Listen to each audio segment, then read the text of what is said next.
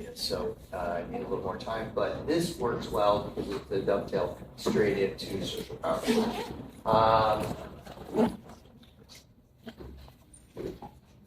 When we first met and I started talking to you about managing for high performance, right? And I told you there isn't psychology for management for average performance versus psychology management for high performance.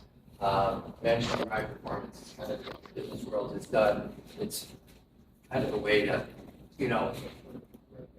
push for excellence in the leadership domain and things like that. Fair enough. But I told you that the two things that you need to do to have a high-performing team is first work on yourself. That's what the workbooks are about. Okay? That self-insight. Now, C, we're talking today about how a lack of self-insight is absolutely toxic to you, your life, and to organizational dynamics overall. So you got the workbook. That's develop yourself. You want to be an effective leader, develop yourself as a human being. Right? That's the first one. The next piece that you may not remember me telling you, because we haven't emphasized it that much yet, but now referring to this, you're going to hear many times over, take on the things that get in the way of high performance. Okay? Identify the dynamics, the cultural dynamics, the personnel dynamics that get in the way, that hinge upon a team's ability to function to its highest level. This is the single most important thing that you can do around shaping culture when you have somebody who's high conflict in the workplace. So I'm going to take a very deep dive into this, into some of the most important psychology, and it's really, really new. So if you can identify high conflict people, then you can learn to manage them. You can contain cultural toxicity. And culture is the single largest determinant of how work actually gets done. Okay? So these individuals destroy culture, and you can counteract that when you know what we're doing here. Okay? So we're going to be building on the psychology we've learned throughout this course so far to see how high conflict people actually do different things within their brain than what you and I are doing on a day-to-day basis. So let me show you what we're going to do here. Our objectives are ACBs and their impact on team and family cultures. Told you also at the outset of this course, all of this is applied to psychology, see if you can use it in all facets of life. We happen to be applying it in the workplace. Okay? But my grandmother was a high conflict person. Okay? And she, I think I shared that last week, she made life absolute hell for my father and his two sisters and aunts. And then when they got married, their spouses as well. Okay? So this shows up as well as concern. We work with municipalities throughout the Canada, and we work with mayors. And mayors will, once they learn this pattern, they'll go, those are the people that are always demanding to see the mayor, right, outside my door. I want to see the mayor. I have issues with, that's these individuals. So we're going to identify high conflict personalities in the workplace and beyond, and ways of managing high conflict-oriented individuals, tips for dealing with them when they're a leader, a peer, an employee, a family member, and do's and don'ts for working with and managing ACBs in the workplace. All of this is based on this brilliant body of work by Bill Eddy. Bill Eddy was a social worker who did family dynamics and then became a lawyer. And when he became a lawyer, he compared and contrasted his experience with being a social worker. And out of that, he identified this behavioral pattern called high conflict. So high conflict is not a personality combination, but it does have psychological underpinnings, many of which are related to personality. Okay? By the way, just a reminder, anybody who's interested and wants to do personality theory and see that, we're doing it tomorrow night, Toldo 100 from 1900, and you will know personality theory out of that. I'll be going through the 4 dimensions of personality. So here is, come out and see that. We're going to look at personality on the dark side. That's where we're going next. Okay? So, what exactly constitutes a high conflict person? Well, high conflict people are those who demonstrate a pattern of recognizable behaviors that increase conflict rather than reduce or resolve it. So most of us want, if we're in a conflict, we want to resolve it. It doesn't feel good to be in. High conflict people, oh no. If things look like they're evening out, and maybe we're going to do a solution that might be a good compromise or something like that, they're going to ramp up that conflict. So the pattern is persistent, and it affects the vast majority of relationships they form and hold throughout their lives, but not all relationships. And here's the thing. If somebody is high conflict and they're treating you well, it's only to manipulate you. It's not because, and if they seem to like you, they like you because you're useful to them. Okay? And that's the only reason. High conflict persons children as well. They have inability to receive actual love, actually trust. They covet what, so they might want to date you. Well, here's the thing about that.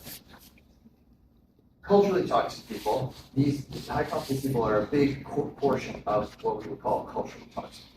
Culturally toxic people make up about 20%, we would estimate, of the general population. Of that 20%, 10 to 15% are high conflict. So they're the biggest single occurring subset of culturally toxic out there. So, and different numbers, different places. That actually 10 is low, or up to 13. I should change that. 13 to 50% are high conflict. That means at least 13 out of 100 people are going to be high conflict. Okay? And you likely already know some. So they inject havoc and chaos into the workplace culture, or family, or community, and even nations, and prevent and corrode trust and psychological safety. So people cope with high conflict people because they don't thrive. And this is how they do the worst damage to your team that could be high performing but isn't, because they create a psychologically unsafe environment. Right? And you don't have to be the boss to do this. So we have a fire service that we were working in. It was headquarters, the fire service. 15 people, 15 men, one woman.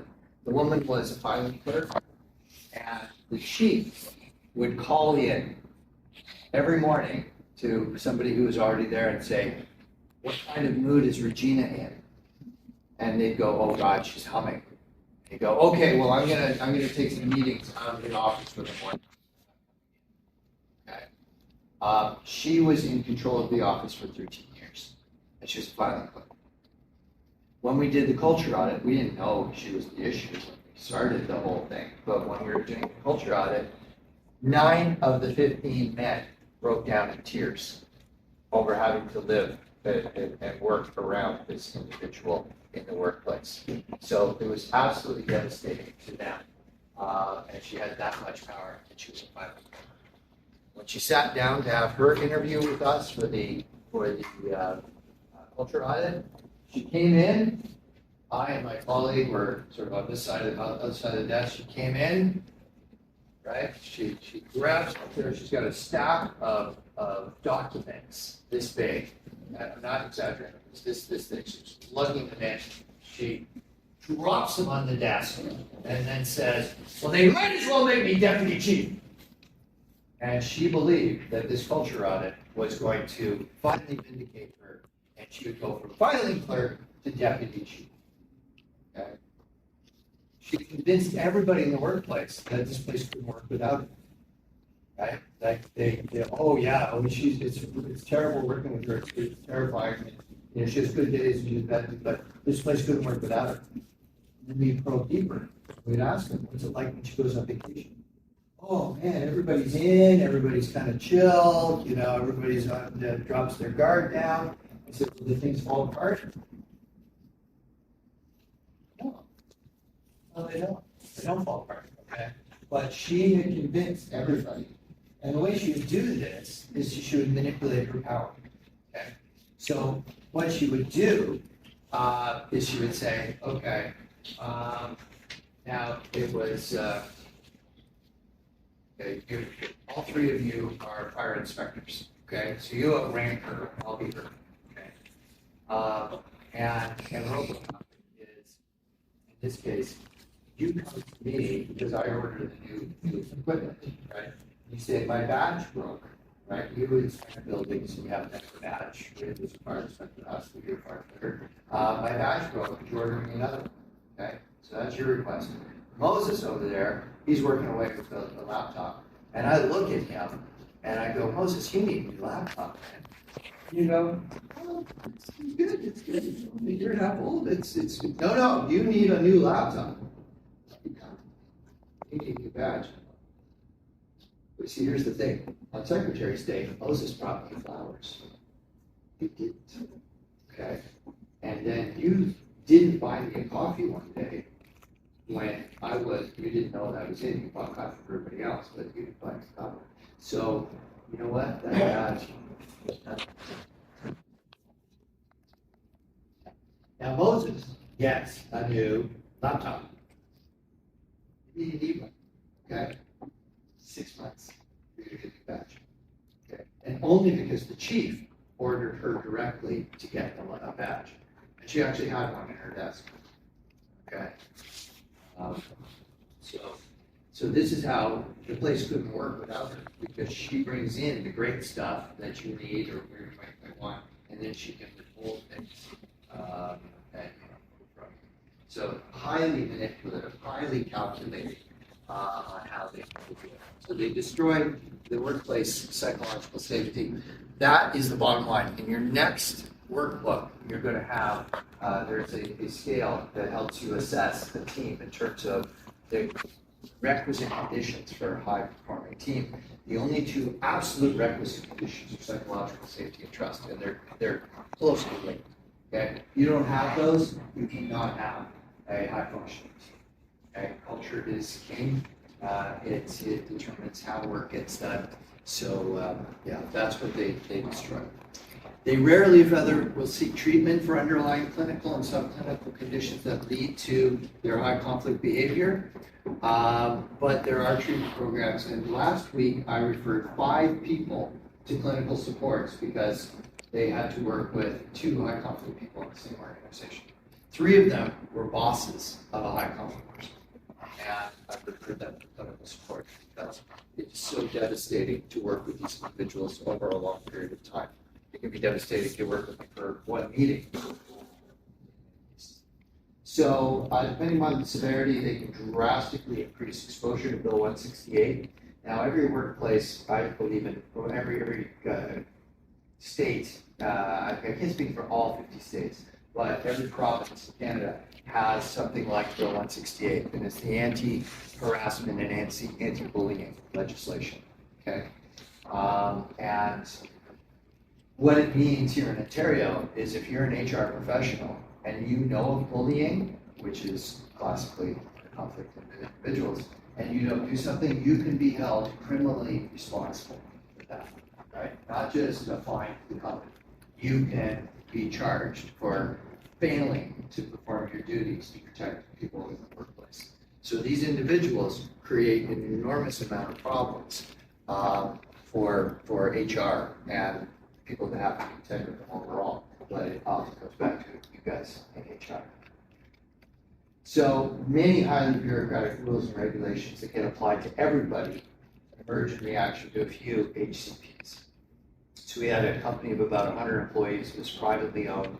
They brought one person in who turned out to be HCP, but nobody knew that at the time.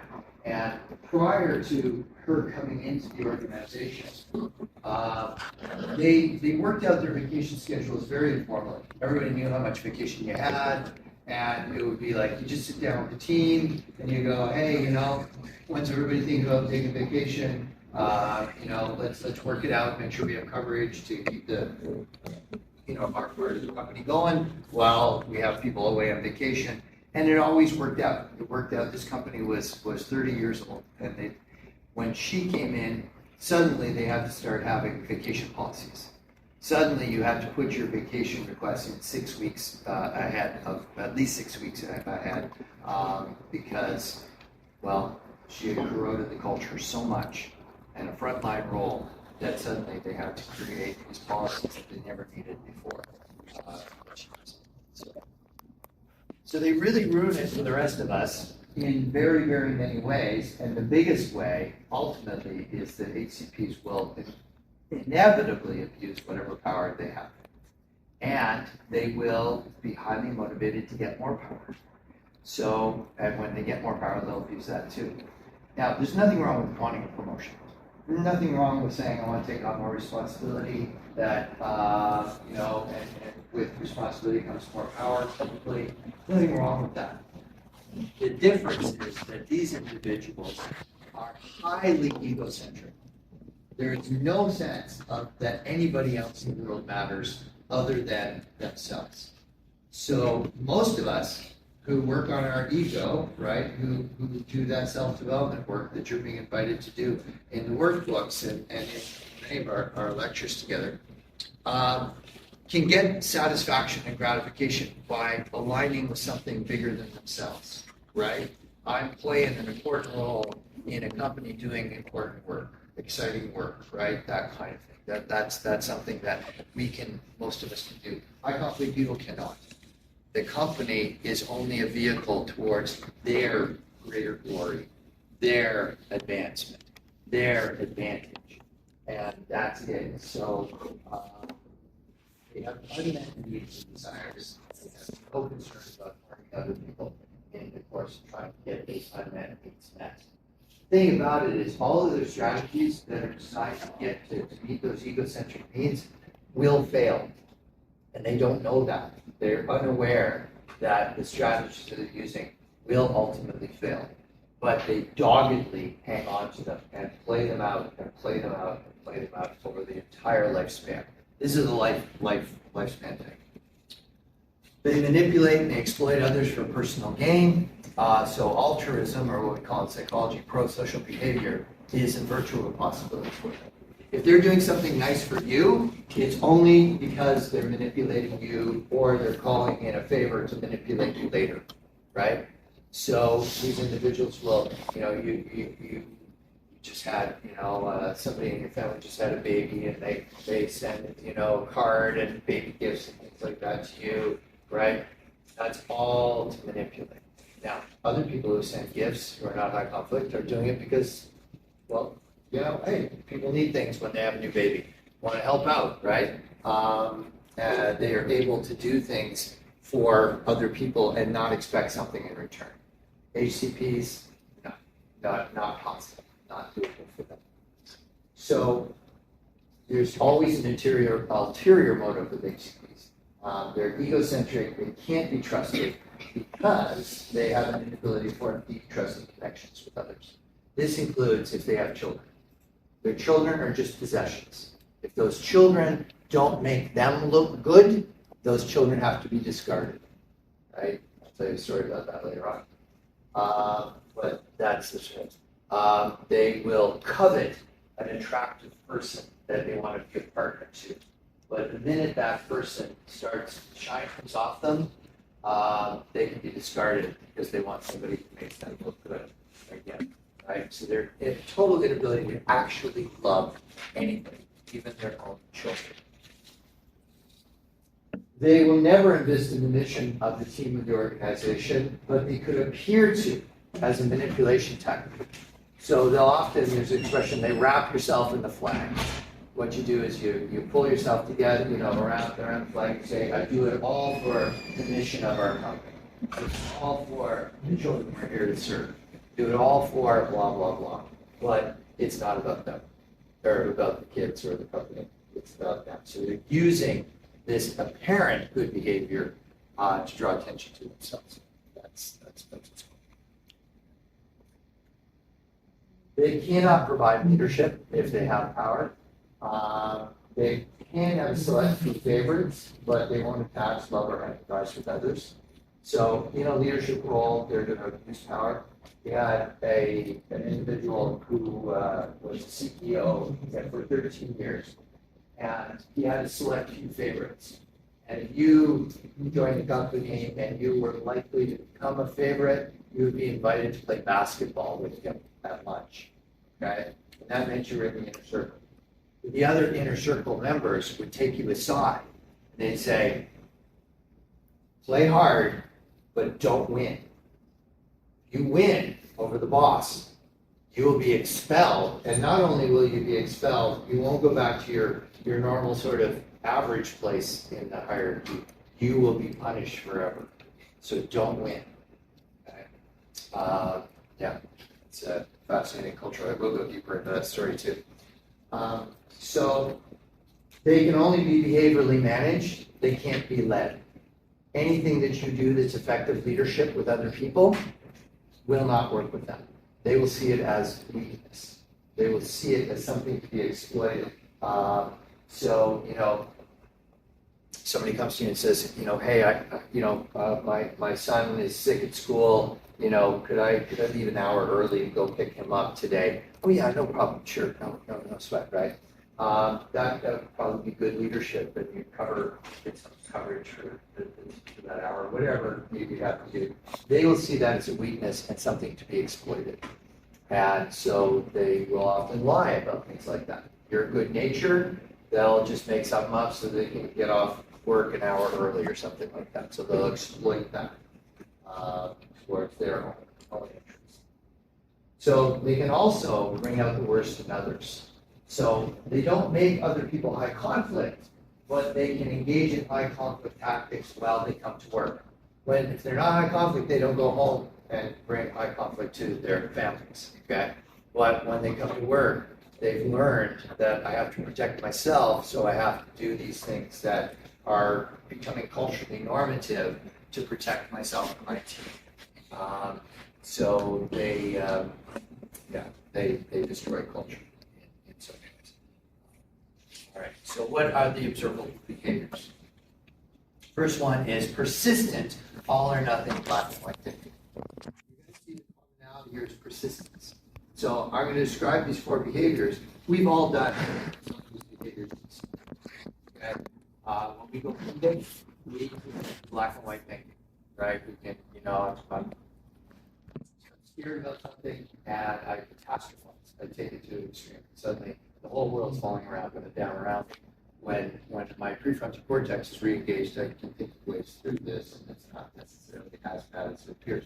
But they are persistently all or nothing black and white thinking, very limbic.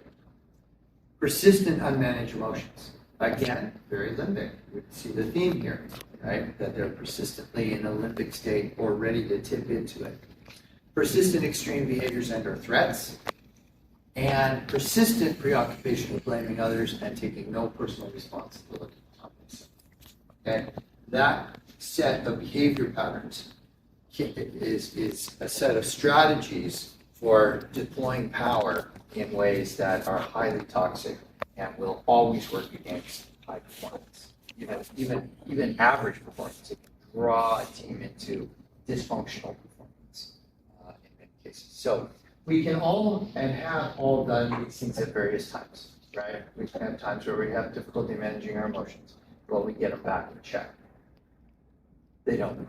So I'm going to walk you through each one of these. The all or nothing thinking, 0 shades of gray. These individuals see one simple solution. They come to you as HR. They say, the boss won't give me vacation when I want it. You have to advocate on my behalf. You have to get me that vacation, right? So, and then there's no, have you tried to work it out with your boss? Have you talked to the team members? No, nobody will help me. But this black and white kind of scenario. And when you actually go back and talk to people, you'll find out it's not the way they have painted it to be, right? They're trying to manipulate you in that situation. So they can't take other people's perspectives. Compromise and flexibility is impossible for them. So they won't settle for any solution other than, I want these days for vacation. Nothing else will work, okay, in their minds. So it leads them to predict extreme outcomes if the opposing parties don't handle it their way. This gets into the threats that we'll be talking about later. And this all or nothing thinking pattern leads them to damage or end relationships that they see, or with people that they come to see as opponents to them. They will never, ever let it go, right? So one time, if you don't support them in the meeting, they will need to punish you forever from that point going forward. That's the dynamic that they see. So that's the all or nothing thinking pattern. The next one is unmanaged emotions. High conflict people intensely emotional about their points of view, and they show intense expressions of fear, distress, and/or rage, anger, and other disrespectful forms of behavior and language with that unmanaged emotions. They argue that their emotions are appropriate under the circumstances, and they believe that everybody else should see it that way as well. So you say, hey, you know what? Problems are solvable. We can come up with a solution. They go, what are you talking about? Nobody is giving me the time of day. I need what I need, right? And it's okay. We can solve this, right? And they will not see this as an inappropriate expression of their emotions. They'll say, anybody would be as upset as I am right now if they were treated this way. Okay? So they'll make this claim that they're being normal under these extremely awful sets of circumstances. So now there are variants of this. These are the even more dangerous high conflict people because they're able to contain their emotions, so you don't see a lot of their strategies unfolding. They're working in a calm way behind the scenes to manipulate and produce their efforts. I'm going to close these slides, so I want you to have this material, self-defense, a little bit for a living. So extreme behaviors are threats. Well, they engage in extreme behaviors such as intense anger, swearing beyond cultural norms. If there's swearing in the workplace, they exceed the norms for that. They engage in physical aggression, throwing a stapler across the room, parts off an assembly line. We've seen all of this. Shoving. We had a manager who was high conflict, and he was super charming, right? If I was able to bring him in here, like he would look like he was right out of the pages of a men's fashion magazine or something. He was like really Mr. Slick and really calm, confident, and you'd think, wow, this guy's got it all together. He set up a situation with an employee, not his direct report, but an employee in the organization that he took a disliking to, and confronted that employee. It ended up in a shouting match, but the way that eventually we were able to discern, the employee was really feeling very on defense, and the high conflict person got him to shout too. Then he complains about the employee shouting, puts in harassment. Then during the harassment investigation, the two are not allowed to be in the same room. They don't have to be because he's the manager of one team. But he watched the surveillance videos that were live in the building, and he saw when this employee that he claimed was harassing him was in a small office space, a confined office space. And so he went to that space and intentionally violated the rules. Now he was pretending he was just walking in and didn't know the employee was in there.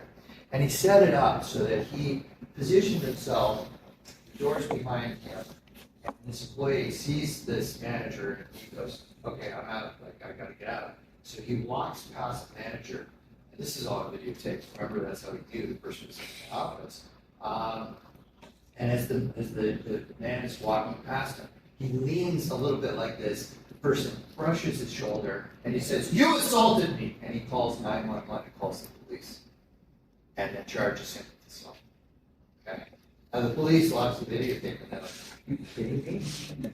But the police they can't say, "We're not charging him because you're saying you've been assaulted." We have to go through this.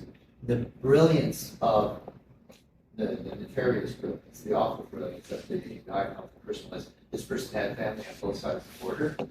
He lived in Windsor, but had family there. As soon as there's a criminal charge pending, that's on your record. He couldn't go visit family in Detroit. Okay, so the profound impact. Now, this person, the manager, was eventually fired fairly soon into this. It took a couple months to go through the whole process. The manager was fired. That employee was never ultimately charged. But what an experience to be charged criminally and then not be able to go across the border again, right? That's just school.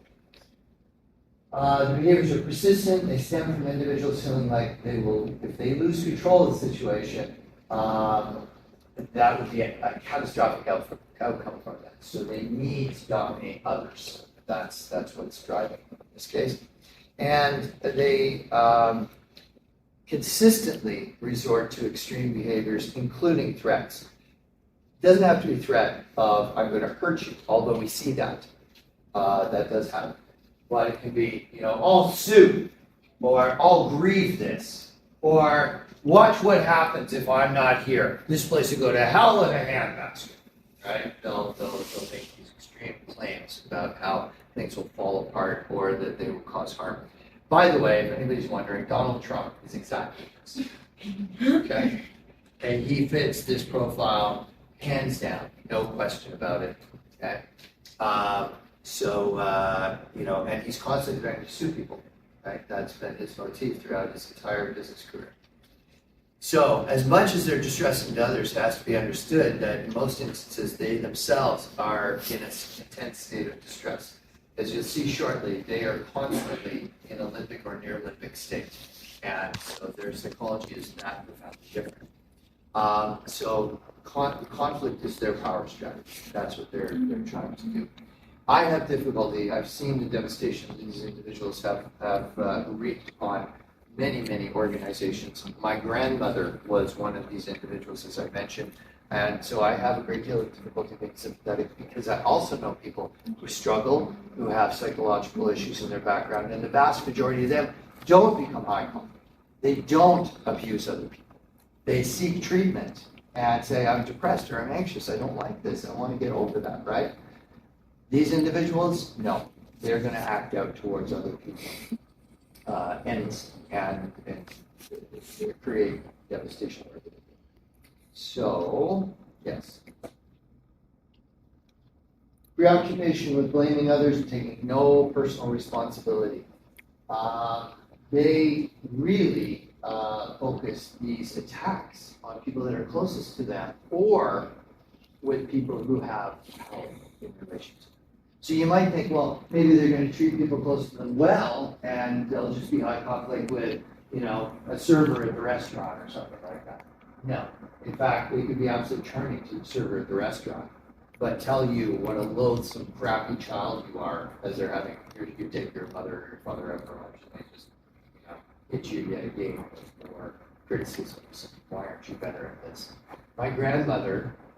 My father, just before I was born, my father got a promotion to sales manager. And my grandmother said, as he announced this to his mother and father, my grandfather was wonderful, but he was beaten up and beaten down by my grandmother. She said, well, what's that company thinking? Promoting you, of all people? I mean, they must be off their nut, right, to promote you. Like, that's just, I can't believe this. And she stomps out of the room, okay? Now, it's just the latest in many times that she's abused her children. This is an adult, right? So my dad was like 26 or something. My dad leaves, right? He's kind of used to it, but it's still devastating. She's on the phone immediately after bragging to all her friends how her son just got a promotion. Okay? So she's manipulating. Oh, great, he's just moving up and up and up and up in the corporation. This is her expression about another, moving up and up and up, right, like this. So for them, conflict is absolutely personal. Conflict is always personal, but for them, they feel like they can't survive if the conflict situation doesn't go their way. So they perceive a catastrophic outcome for themselves. It's not rational. But you're going to see it's because they're limiting. Okay? They're constantly limiting. So they see no personal fault within themselves. They're free of all responsibility. If something goes wrong, they will point the finger immediately. And they're usually unaware of the negative self-defeating effects of their behavior patterns. So it's very difficult to impossible for them to learn from past behaviors. Bill Eddy wrote a paper before Donald Trump was president. And he called, because Donald Trump is a public figure, right? And the paper's called Why Trump Can't Learn. Now, Trump could learn to ride a horse or learn to use a new software program if he was so inclined, but they don't learn classification. And why should I? Because everything that bad happens, it's all you screw-ups out there. Things would be fine around here if you would get your act together, right? That's the way that they think. There won't be a single thing wrong with them. That's. So, when we come back, I'm going to show you the 10 to 25 positive characteristics. So, take 5. I'm going to try to open the laptop in one direction.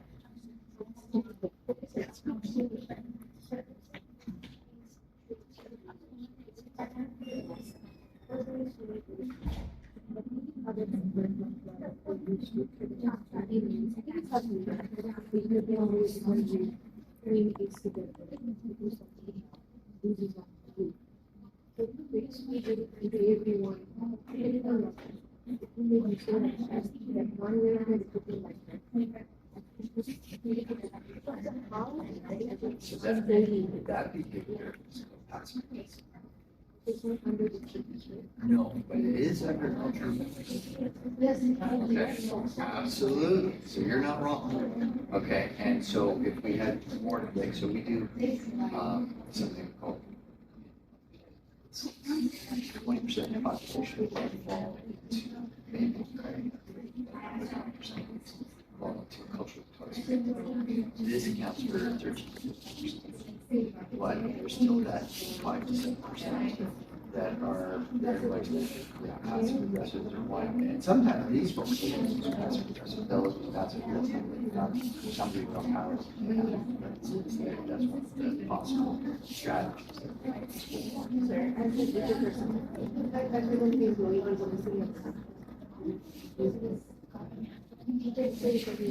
That's what this is all about.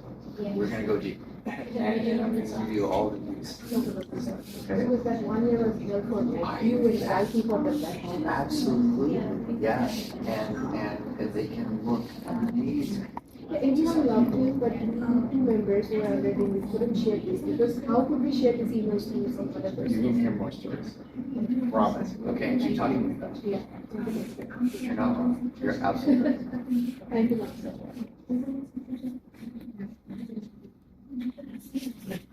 And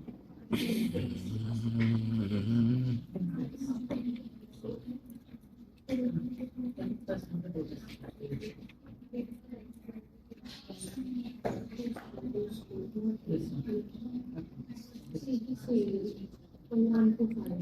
1 to 5. 2 plus 3 plus 4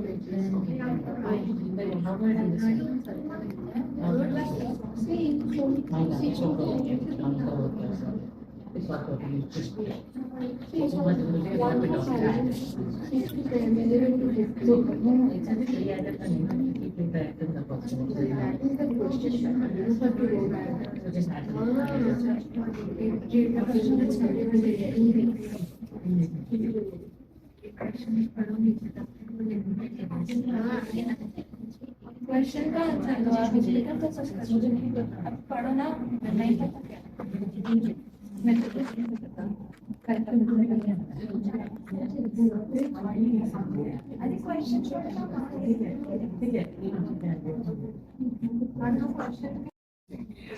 Even before class, looked to find me and walked to class with me to, show me how incredible he was so that I would give him references when he graduated.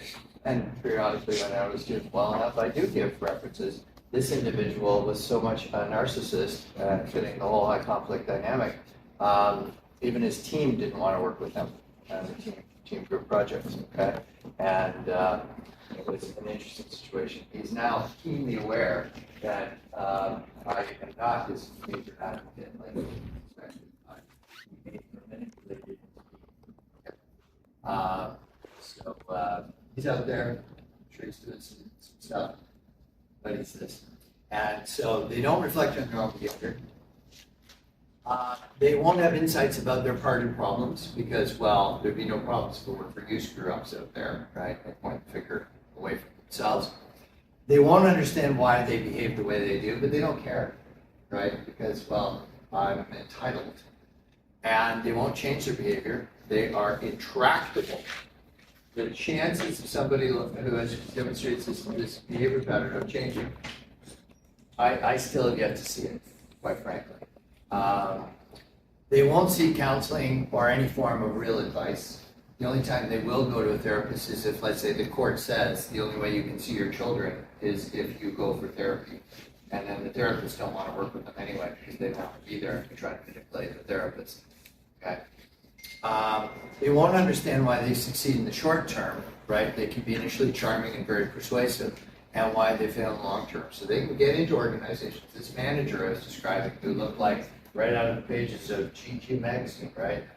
He looks great on the front end of things. Knows how to say all the right things. Knows how to appear empathetic, compassionate, and caring. And he's anything but. So they become extremely defensive if somebody tells them to change. They will claim that their behavior is normal and necessary under the circumstances, right? Anybody would behave the way I am, the way I've been treated by you.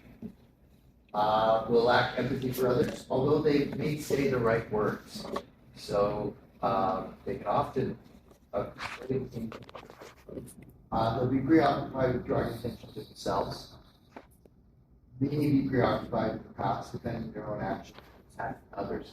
If you become a target of a high conflict person, they will never let it go. Okay? They'll never, ever. If they're successful at punishing you once or twice or 3 times, you might think, okay, they must see it as that we're even now, or usually you won't even know why you're being punished, I will say. But I was at a funeral for a client of ours who passed away. While we were there at the funeral home, somebody came in, and the only way to describe it is he started shit-talking the man in the coffin. Okay? What an incompetent idiot this guy was. I can't believe he survived in business all these years. He went on and on in front of the family, in front of the friends. The funeral home people had to threaten to call the police if he didn't leave. They had to escort him out of the building. And he was going out. What we found out after was this individual showed up to trash talk the person who just passed away, had been fired by this person 10 years before. So, no contact for 10 years, saw now, if you think that's extreme, well, Donald Trump was trash talking a former senator who was running against him for the Republican nomination prior to 2016 when Trump got it president. And I'm drawing a blank, maybe Dick Cheney. But it was somebody who was a former war hero, Vietnam War, shot down, did many years in prison, prisoner of war camp, and Trump called him a loser because he was taken prisoner. He only likes winners, not losers. And the American public didn't take well to that. So Trump embarrassed himself and then really had to punish Dick Cheney. Anyway, the day the man died, while Trump was in office, he was trash talking the man who was being buried that day. And he was the only person in Washington who wasn't invited to the funeral. It was a state funeral, and he was president. All the past presidents were there. No matter what party they represented, they were all there. But he was trash talking this man on the very day that his family was burying him. So this is how vicious they can be, and how they will never get over it. Okay.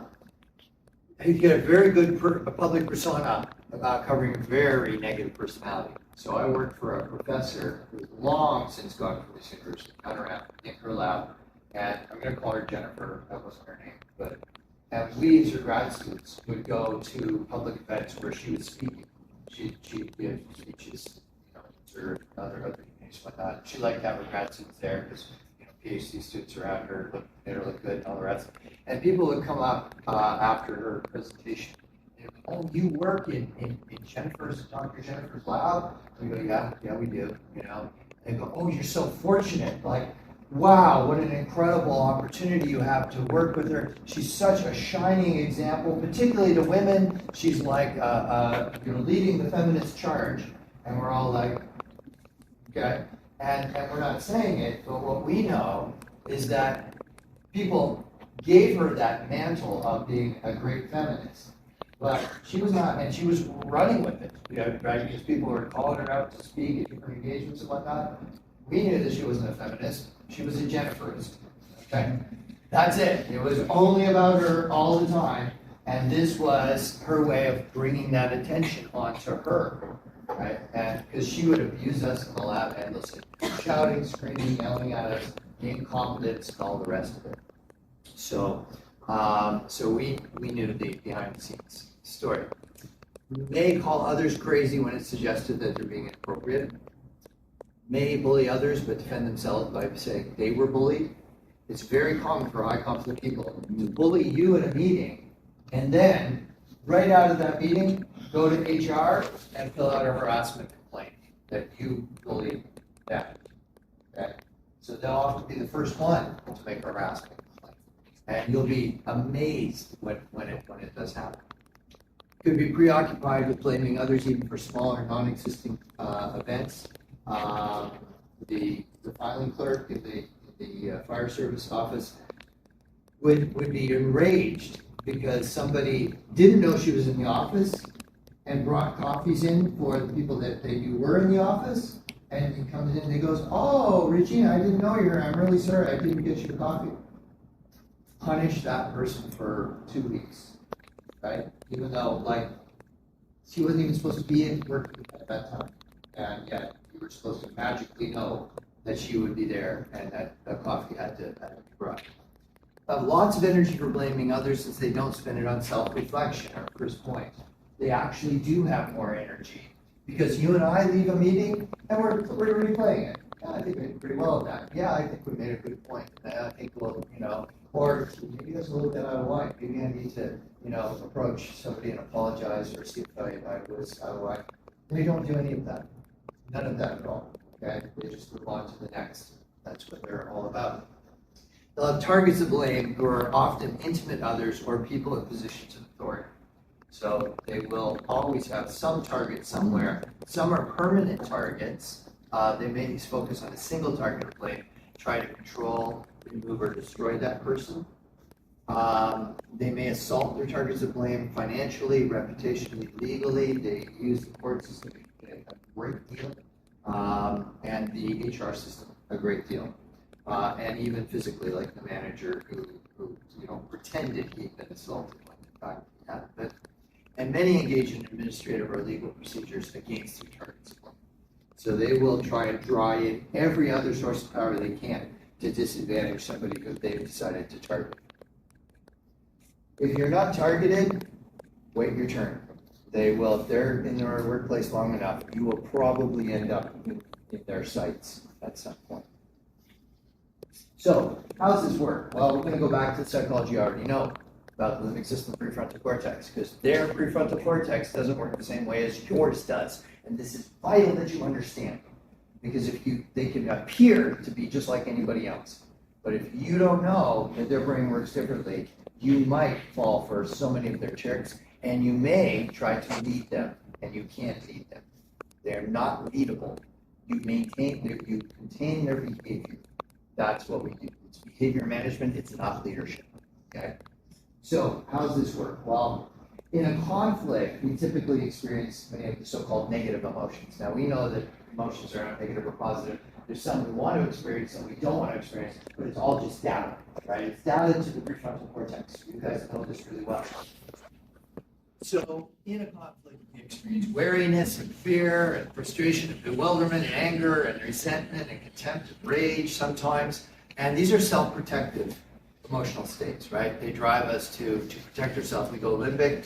HCPs thrive in these states. We want these resolved. We go into these states, but we don't want to be in them. They find these places very familiar, very comfortable. They like it. Okay. In problem solving is the presence of so-called positive emotions. So curiosity, interest, camaraderie, we're in this together, solve the problem together. We have shared frustration.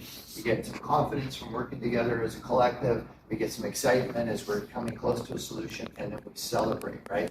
All of these are social cohesion emotional states that come from moderating the limbic system, the prefrontal cortex. The limbic system, remember, contains the reward and alarm systems. Theirs is inversely wired in some ways. Now, if they win $1,000 and you win $1,000, you're both going to have your reward system kick in and go, yeah, great, right? But then other situations like these, we are motivated to not have conflict or to resolve the conflict. They want to ramp it up, keep it going. That's where they feel a sense of power and control. So, when you're dealing with HCP, you want to use your emotions as data, but not as a source of action. So you're perfectly allowed to feel what you're feeling because they're attacking or they're manipulating or they're controlling, and you've got this sense that this is really sick, this is really awful. But you don't want to act on those emotions because what happens is they draw you into their comfort zone, their domain of conflict. And if they get you in there and they escalate you and you start to raise your voice, now they got you. They're going to take that and they're going to manipulate that. And they may have been the first ones to raise their voice, but you're going to be the one that is framed as the bully. Okay? So they are drawing you and they're sucking you into their game. So you don't want to play their game. And so that means, as Bill Eddy says, think about what you want to do, because you can't believe you're saying this, or you think about what you want to do the opposite. Go super calm. Okay, I want to understand your position in this situation. Okay, stay super calm, even though internally you're feeling all of those really negative emotions. So you work to re-engage your prefrontal cortex to steer your actions. You maintain your control, they don't. They don't draw you into the space that they want. Sometimes, if you're in a romantic relationship with somebody who's high conflict, one of the things that will drive them the most crazy is they can't get you, if you've learned how to deal with this, they can't get you to lose your cool. And they'll even blame you as though there's something wrong with them because they can't get you to lose their cool. Okay? But it's all it means is that you're just frustrated because this particular tactic is working. We're going to show you all the tactics they do. But overall, well, go back to this, right? What they're doing is they're trying to take us out of the calm and out of the alert state and put us into the alarm, fear, and terror state. That's where they're trying to take us. So your fear is their weapon. And remember, functional IQ. They can get us into these quadrants. Look how far down we are from the standpoint of our ability to do, well, creative and abstract thought. Problem solving is best here. They don't want to solve a problem. They want you to concede and give them their way.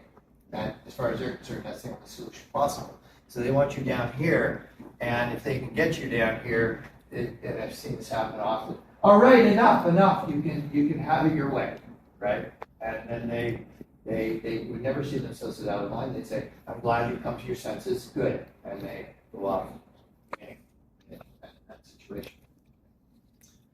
So your fear is their weapon. So what's going on with these individuals? Well, there's two underlying sets of circumstances, psychological dynamics that give rise to high conflict. The first one is the cluster B personality disorders, which is a clinical diagnosis. So there's many mental health conditions. There's cluster A, cluster B, and cluster C personality disorders. Cluster B personality disorders can be inclined to give rise to the high conflict pattern. What's going on with these personality disorders is a long-term dysfunctional pattern of